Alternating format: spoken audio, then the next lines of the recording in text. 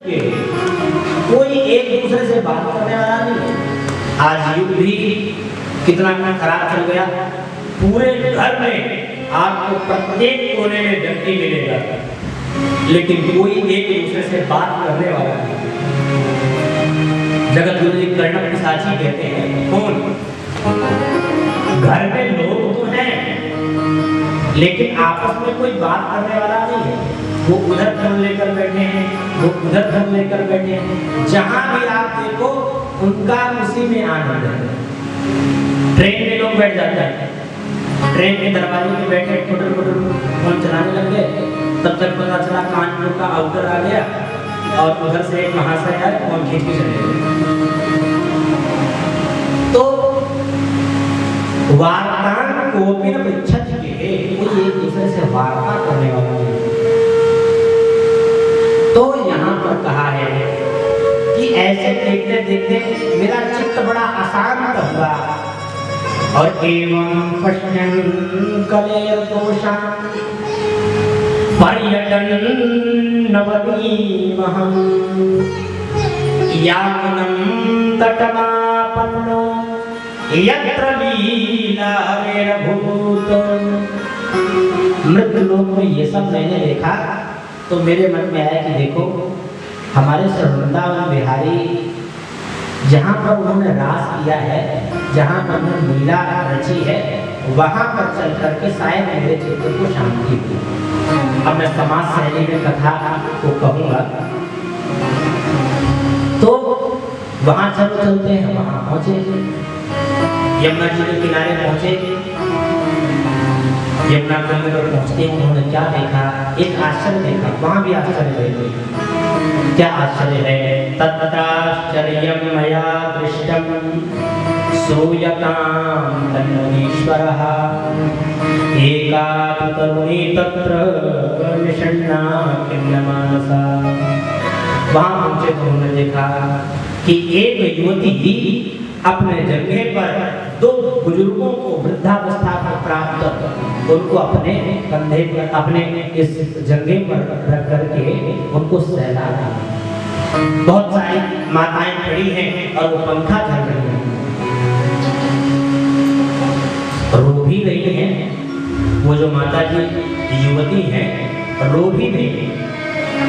नारद जी महाराज घर गए तो उन्होंने विचार किया कि चलो कोई कष्ट है इनको, चल करके उसका समाधान करने का कार्य संतों के ऊपर है। लेकिन नारद जी महाराज कुछ दूर तक तो गए, लेकिन वहां जाने के बाद उन्होंने विचार किया कि देखो भाई, ये स्त्रियों का समूह है, स्त्रियों के समूह में बाबाओं को नहीं बैठना चाहिए, जाना भी नहीं चाहिए, बात भी नहीं करनी चाहिए। तो इसलिए नारद जी महाराज गए हैं और वापस आने लगे हैं। तब तक वो जो माता जो युवती रो रही थी उसने तुरंत आवाज लगाई, भो भो सा भो क्षणं तिष्ठ मच्चिंता विनाशय दर्शनं तव लोकस्य सर्वथा गहनं परम्। अरे महाराज जी कहाँ आप चले जा रहे हैं? कुछ क्षण के लिए यहाँ ठहर जाइए और ये जो हमारा शोक है, कष्ट है, दुख है, उसको आप नष्ट कर दीजिए। क्योंकि जब जन्म जन्मांतर के पुण्य पुंजों का उदय होता है तब आपको दर्शन प्राप्त होते हैं। संत पूर्व हमारे प्रारब्धानुसार दर्शन देते हैं, तो इसलिए आप कृपा करके हमारा कष्ट दूर करिए। नारद जी महाराज कहते हैं देखो, सबसे पहले हम अपना परिचय दो, कासित्वम का विभव, आप कौन हैं और ये सब कौन है, और आप रो क्यों नहीं है, अपने कष्ट का कारण बताइए। वददेवी सविस्तारं स्वस्य दुःखस्य कारणं। तुम्हारे दुख का कारण क्या है, विस्तार पूर्वक बताओ। अब भक्ति मैया अपना परिचय दे रही है। अहम भक्ति विख्याता इमो में कलयो मतो ज्ञान वैराग्य नामानो कालयोगे नजर। मेरा नाम भक्ति है और ये जो वृद्धावस्था को प्राप्त ये जो युवक है ना, ये जो वृद्ध है, ये कोई और नहीं, मेरे पुत्र ज्ञान और वैराग्य है। अब देखिए, माता जी जवान है, बच्चे वृद्ध हैं। उस माँ को कष्ट क्यों नहीं होगा जिसके आंखों के सामने है उसका बच्चा, उसका पुत्र, उसको जल देने वाला वो कहीं किसी क्षति को प्राप्त हो जाए। तो भगवती ने परिचय दिया। आज यही हो रहा है राष्ट्र में, सभी के पास भक्ति बहुत है लेकिन ज्ञान और वैराग्य शून्य है। कहीं भी आप देख लीजिए, आप एक शाम भगवान के नाम करके आप भजन संध्या कर दीजिए और बेहुदा वहां पर भजन के नाम पर गाने बजाने प्रस्तुत कीजिए, लाखों की संख्या में व्यक्ति आ जाएंगे। जो जिस पद का अन्न खा रहा है उसकी भी बुराई करने लग जाए, आपको कष्ट नहीं है क्योंकि वो हाईलाइट वाला है। वो कहते कि कहीं भागवत की कथा हो रही हो और उस समय कोई नमाज पढ़ने लग जाए तो अपनी कथा को बंद कर दे। ऐसे भी लोग आपको मिल रहे हैं, तब भी आनंद है। लाखों की संख्या वहां पर बढ़ी है क्योंकि भक्ति आपकी पुष्ट है, भक्ति आपकी होती है।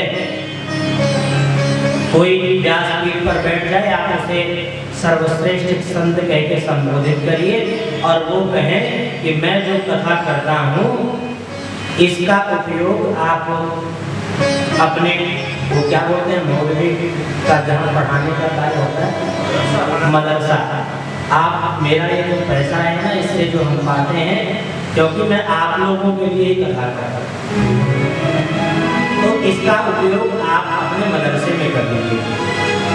तो उसके पास हम पहुंच जाए क्योंकि हमारी भक्ति सुदृढ़ है, ज्ञान और वैराग्य शून्य है। भगवत बात शंकराचार्य जी आए, आपके बगल में भी हो तो आप वहां मत जाना क्योंकि वो डांटते बहुत है। और जहां पर आप दक्षिणा लंबी दक्षिणा दें और आपको बगल में आसन दे, आपका कोई भी दोष हो उसको वो दोष के चक्कर में ना पड़े। जैसे लक्षण होते हैं कुछ बाबाओं के, कुछ गुरुओं के, स्वर्ग जाओ चाहे नरक जाओ हमसे दीक्षा ले, ये तो गुरुओं की परिभाषा, उन गुरुओं की। तो हर महीने जाएंगे, दक्षिणा कपड़ा सब लेकर के आएंगे, तो जब गुरु जी पधार जाए, मृत्यु हो जाए, तो चेला भी कहेगा भलो भयो गुरु चल बस्यो, चेलन पड़ गई चैन और छठे महीना हम तो धोती कपड़ा ले। तो ये परिभाषा, तो इसलिए आप कृपा करके बताइए, ज्ञान वैराग्य को जागृत कीजिए। तो यहाँ पर कहा है, अपना पूरा परिचय भी बताया है कि उत्पन्न उत्पन्न द्रविड़ सामर्थ्य कर्नाटक बता। मैं यहाँ आनंद हुई, यहाँ मेरा प्रचार प्रसार हुआ। गुर्जरे जीवन कांडता, और आपको बताएं सबसे ज्यादा भक्ति किसी प्रदेश में है तो गुजरात में। विवेक ज्ञान शून्य है। जितनी भी ये धूर्तता, मैं क्योंकि हमको भी उस क्षेत्र में जाना होगा, मैं जाता हूँ, मैं बुराई नहीं कर रहा हूँ, लेकिन भक्ति के नाम पर वहाँ जो केवल हास रह गया है वो बेकार चीज है। तो वहाँ पर गुर्जरे जीर्णता बोले, महाराष्ट्र में तो मेरा बड़ा नाम हुआ, द्रविड़ में उत्पन्न भी हो गई, लेकिन गुजरात में मैं गई तो गुजरात में मैं तो बुरी हो गई। अच्छा मैं वहां से वृंदावन चली आई, वृंदावन आई तो मैं जवान हो गई, युवती हो गई, लेकिन ये दोनों मेरे जो पुत्र हैं वो बूढ़े हो गए। तो अब कृपा करके बताइए कि इनका कैसे इनका कल्याण होगा। तो यहाँ पर कहा है नारद महाराज ने, तेन लुप्तः सदाचारो योगमार्गस्तपासु च। देखो इस कलयुग में जो सदाचार है वो लुप्त हो गया है। बुद्धिमान वही है जो धैर्य पूर्वक अपने नियमों का पालन करता है। क्योंकि देखिए अभी तक तो भगवान की कृपा से पूर्व में और अभी तक बहुत कुछ मंगल दिखाई पड़ रहे हैं, ये मंगल सूचक ही है, हम लोग कथा श्रवण कर रहे हैं। लेकिन आगे आगे जैसे कलयुग का प्रभाव पड़ेगा, वर्षे वर्षे क्रमात् जाता मंगलम नापि दृश्यते। आगे आगे बहुत मंगल दिखाई देने वाला नहीं है। तो इसलिए अब सुखदेव ने इधर नारद जी महाराज से प्रश्न किया है कि देखिए जब कलयुग इतना दुष्ट था कि उसके प्रभाव से सभी सदाचार लुप्त होते जा रहे हैं, तो कलयुग उनके हाथ में भी आ गया तो उसको उन्होंने मारा क्यों नहीं? और अगर उन्होंने नहीं मारा तो भगवान तो सर्वेश्वर है, सर्वांतर्यामी है, उनसे ये सब कैसे देखा जाता है? अभी नारद जी महाराज ने बताया है कि जिस समय परीक्षित महाराज ने कलयुग को पकड़ा तो कलयुग दीनहीन होकर के परीक्षित जी के चरणों में गिर पड़ा। क्षत्रिय ऐसे ही होते हैं, क्षत्रिय कोई आकर नतमस्तक हो जाए,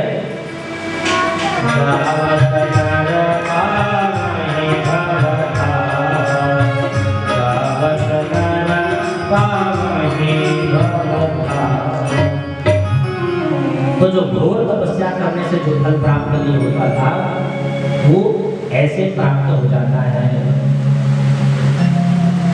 अब यहाँ पर आगे कहा है, भक्ति मैया ने प्रसंग खूब सुना तो गदगद हो गए और कहा, जयति जगति माया यस्य कायाधवस्ते वचन रचनमेकं केवलं चाकलेय। जयति जगति माया यस्य कायाधवस्ते वचन रचनमेकं केवलं चाकलेय।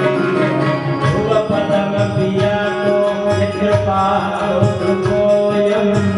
सकल कुशल पात्रं ब्रह्मपुत्रं नतास्मि। सकल कुशल पात्रं ब्रह्मपुत्रं नतास्मि। सकल कुशल पात्रं ब्रह्मपुत्रं नतास्मि। जो ब्रह्मा जी के मानस पुत्र नारद जी हैं, आपकी जय हो। आपकी निष्ठा करके कयानंदन प्रहलाद में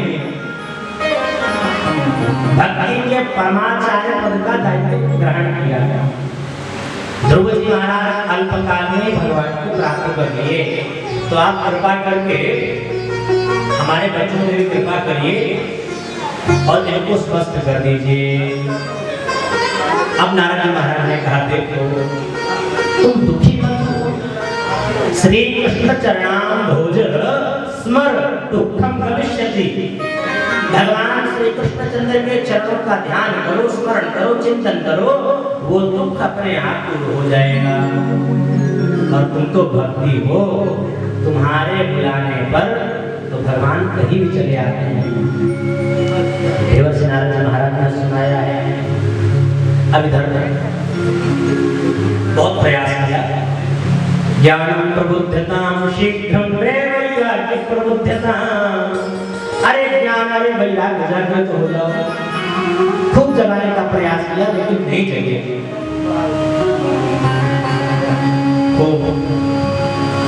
यहाँ तक कि वेद वेदांत घोषैश्च गीता पाठे मुहुर्मुहुः।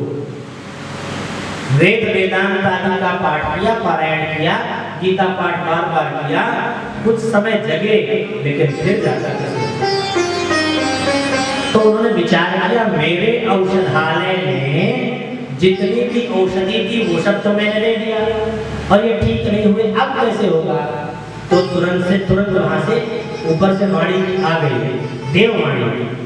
व्योमवाणी तदैवान्धूमा ऋषे क्षिप्यतामिति उद्यमः सफलस्तेय भविष्यति न संशयः। आकाशवाणी ने दिशा निर्देश कर दिया, ओ नारद जी ज्यादा दुखी मत होना, उद्यम करो, सफलता अवश्य प्राप्त होगी।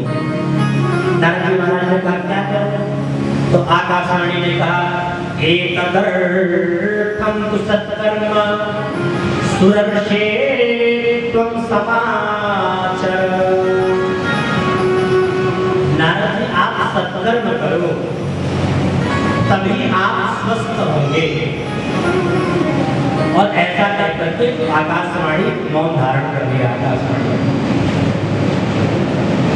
अब नारद जी महाराज ने कहा कि या तो औषधि का नाम बता देते या तो औषधालय का नाम बता देते। भाई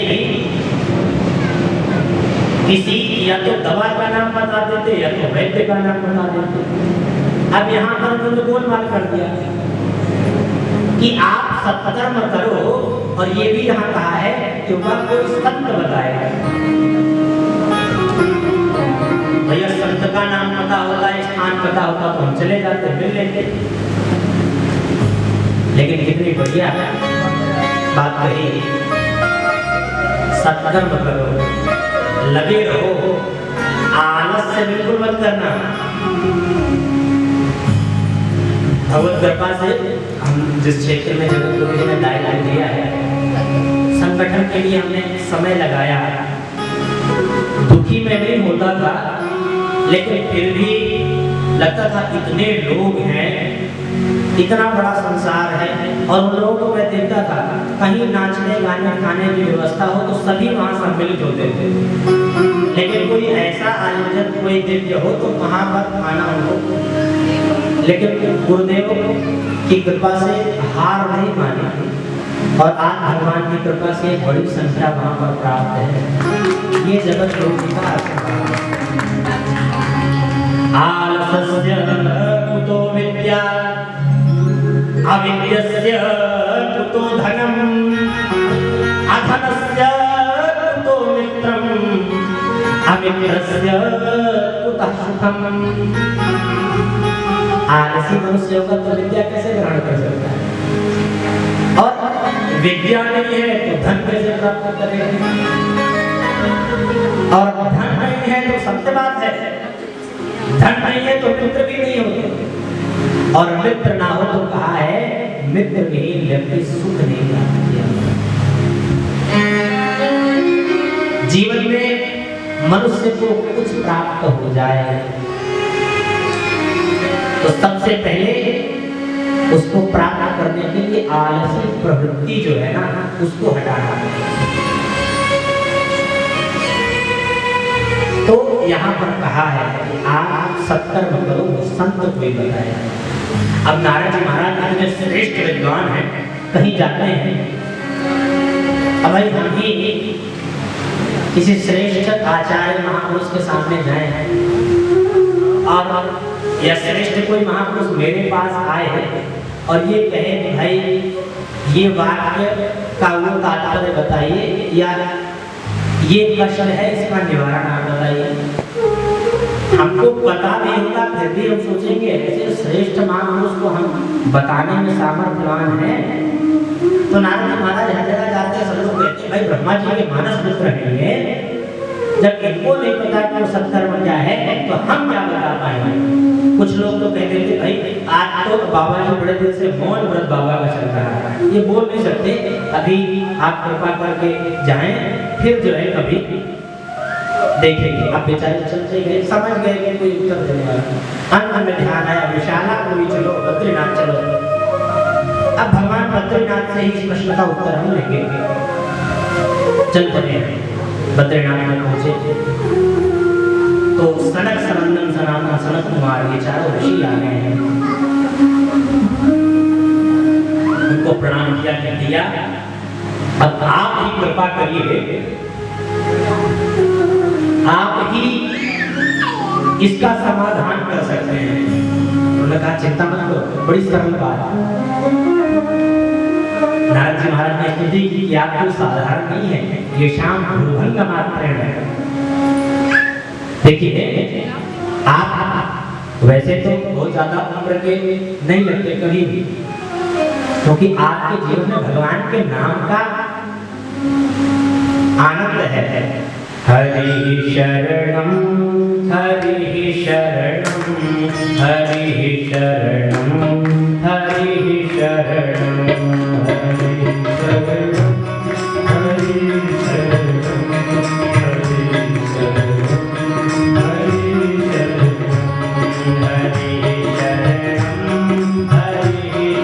शरणम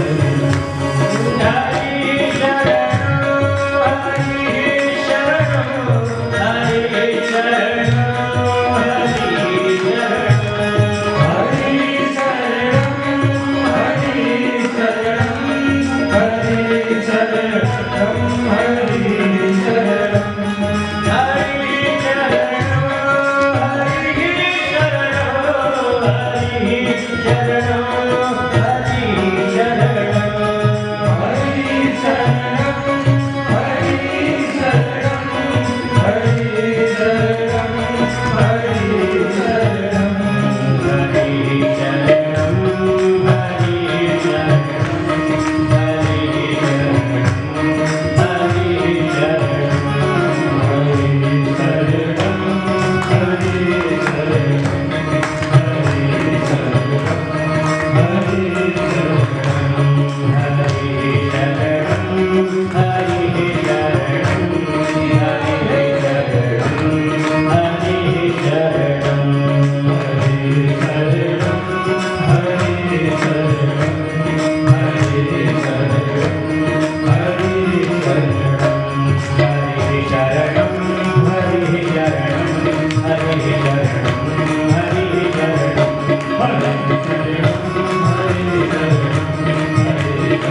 शरणम हरि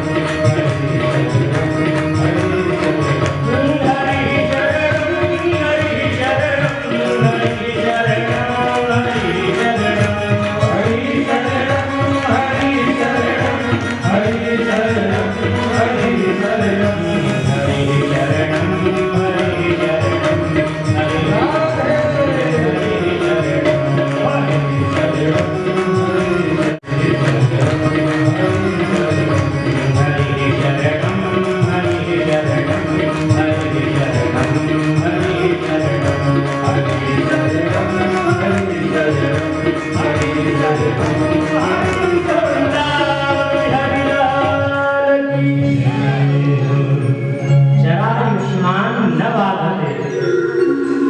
जरा पीड़ा आपको बाधित नहीं करती, ये इसी का प्रभाव है।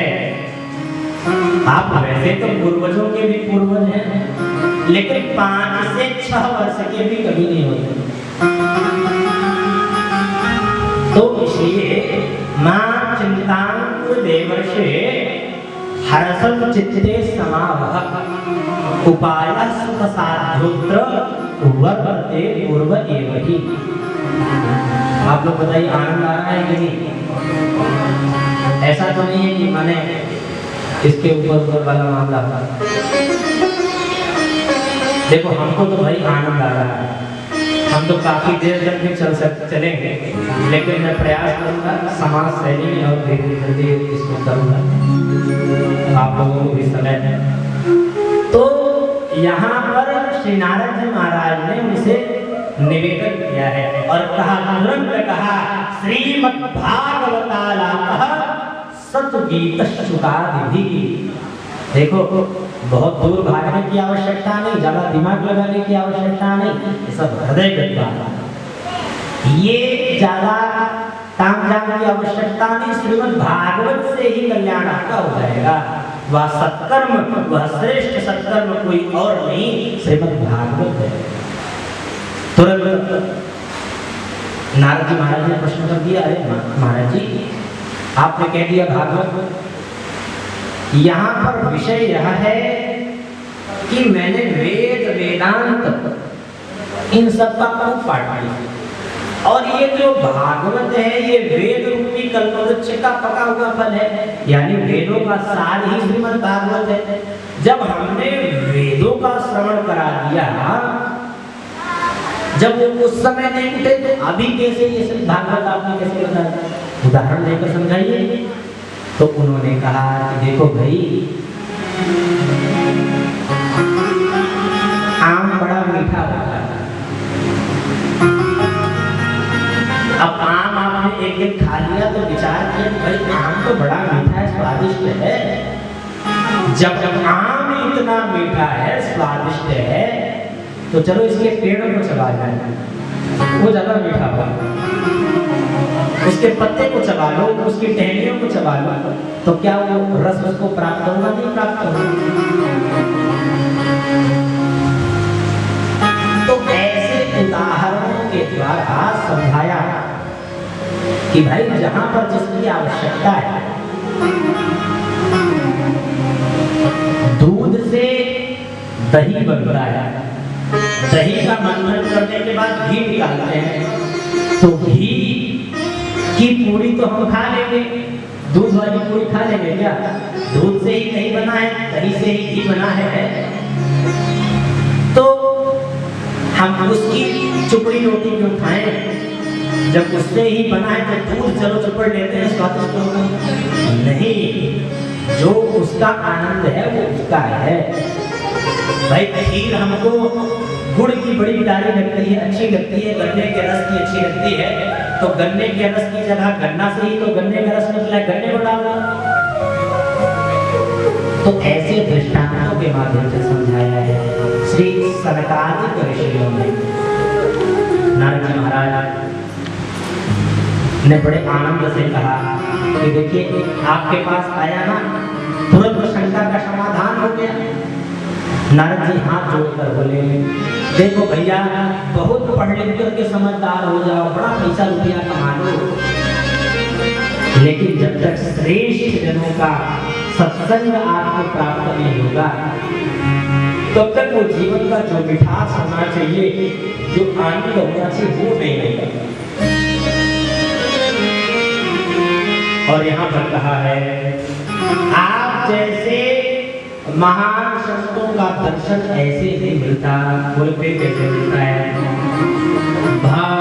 भाग्योदयेन बहुजन्म समर्जितेन सत्संगमं च लभते पुरुषो यदा वै अज्ञान हेतुकृत मोहमदान्धकार नाशं विधाय ततोदयते विवेकः। इसी जन्म के भाग्य का वर्णन नहीं किया। भाग्योदयेन बहुजन्म, बहुत सारे जन्मों के जो फल हैं वो सब एकत्रित होते हैं, तब जाकर के संतों का दर्शन करेंगे। उसमें भी कहा कि पुण्योदय होता है, पहले काम पुण्योदय होता है। पुण्योदय आपका होता है तो जीव को सत्संग लाभ प्राप्त होता है। और संतों वस्त्रों का दर्शन होता है, उससे विवेक की जागृति होती है। जब विवेक का सूर्य उदित होता है तो हमारे अज्ञान जनित जितने भी अंधकार हैं वो नष्ट हो जाते हैं। इसी बात को हमारे गोस्वामी तुलसीदास महाराज कहते हैं, बिनु सत्संग विवेक न होई, राम कृपा बिनु सुलभ न सोई। बिनु सत्संग विवेक न होई, राम कृपा बिनु सुलभ न सोई। आवत देहि शरण अति कठिनाई, राम कृपा बिनु आई न जाई। आवत देहि शरण अति कठिनाई, राम कृपा बिनु आई न जाई। इतनी कृपा भगवान ने की है, आप जैसे श्रेष्ठ जनों का सत्संग प्राप्त है। हम सभी अत्यंत सौभाग्यशाली हैं। हमने जीवन में कुछ किया ही नहीं, लेकिन अकारण करुणा उड़ाने जगत गुरु जी ने हम आप सभी को अपना लिया। हमने ऐसा जीवन में कोई कार्य नहीं किया कि हम उनके चरणों के भी दास बन गए, लेकिन फिर भी उन्होंने कृपा करके हमको अपनाया। तो अच्छा, भगवान कैसे कृपा होगी? अब कथा की आपने बात कह दी तो कथा भी आपको करना पड़ेगा। बोले ठीक है, कोई बात नहीं। बोले कहाँ होना चाहिए? गंगा द्वार समीपे तु तटमानंद नामकम। बोले हरिद्वार में गंगा जी के किनारे आनंद नामक एक घाट है, वहीं पर कथा होनी चाहिए। हर्ष द्वारा हरिद्वार या हर्ष द्वारा हरिद्वार, हरिद्वार हरिद्वार। हरि का जो द्वार है और हर का जो द्वार है वो हरिद्वार है। माने मध्य में न ऊपर किया, चाहते तो बद्रीनाथ नहीं कर लेते, लेकिन वहां श्रोता नहीं। उस समय क्या स्थिति नहीं होगी? मार्ग तो ठीक है, जगत गुरु तो उधर रहते थे, बताते थे कैसी स्थितियां होती थी, लेकिन वहां पहुंचना असंभव होता था। तो हरिद्वार में गृहस्थ भी पहुंच सकते हैं, संत भी थोड़ा नीचे आ सकते हैं, गृहस्थ भी थोड़ा ऊपर जा सकते हैं। तो इसलिए हरिद्वार का चयन किया। महात्मा लोगों की भीड़ एकत्रित होने लग गई। बड़ा बढ़िया आसन लगा है। कौन कौन आ रहे हैं? भागे दौड़े जा रहे हैं। भृगुर वसिष्ठ च्यवनश्च गौतमो मेघात भद्देव देवरातो रामस्तथा गाधूतश्च शाकलो मृकण्डपुत्र त्रिजगत्पलालाः योगेश्वरो व्यासपराशरो च छायाशुकोजा जलजन्मुख्याः सर्वेऽप्यपि मुनिगणाः सह पुत्रशिष्याः स्वस्त्री विरायति प्रणयेन युक्तः। जो संत थे वो अपने शिष्यों सहित आए, गृहस्थ जो महापुरुष थे वो अपने पत्नी बच्चे शिष्यों सहित आए हैं। अब इधर आए आते ही जय शब्द नमः शब्द संग शब्दस्तथैव च शंख ध्वनि होने लग गई है। शंख ध्वनि हुई और जय शब्द श्रीमद् भागवत महापुराण की गंगा मैया की जय हो। ऐसे ही जय जयकार होने लगे, कथा आरंभ हो गई। सदा सेव्या श्रीमद् भागवती कथा यस्याः श्रवण मात्रेण हरिश्चित्तम् समाश्रयेत। भगवान की कथा सदैव श्रवण करने होते हैं और ये श्रावण मास चल रहा है, सुनने का बड़ा महत्व है। तो इसलिए इस श्रावण मास, उन्हीं मास में हम सब भागवत की कथा श्रवण कर रहे हैं। तो ये जब होता है तो हरि चिपक जाता है, क्योंकि हरि जल्दी चिपकते नहीं और एक बार चिपक गए तो छुड़ाने से भी छूटते नहीं। ऊपर देवराज इंद्रादि ने खूब गाली दिया लोगों को, भूमि के लोगों को, कि देखो इनको सौभाग्य प्राप्त है, ये कथा नहीं सुन रहे हैं। हम लोगों को सौभाग्य नहीं प्राप्त है लेकिन इच्छा बहुत है मन में। तो इसके बाद भागवत की कथा मुक्त कंठ होकर सत्ताता ऋषि गा रहे हैं और तभी एक अलौकिक नाम संकीर्तन सुनाई दिया।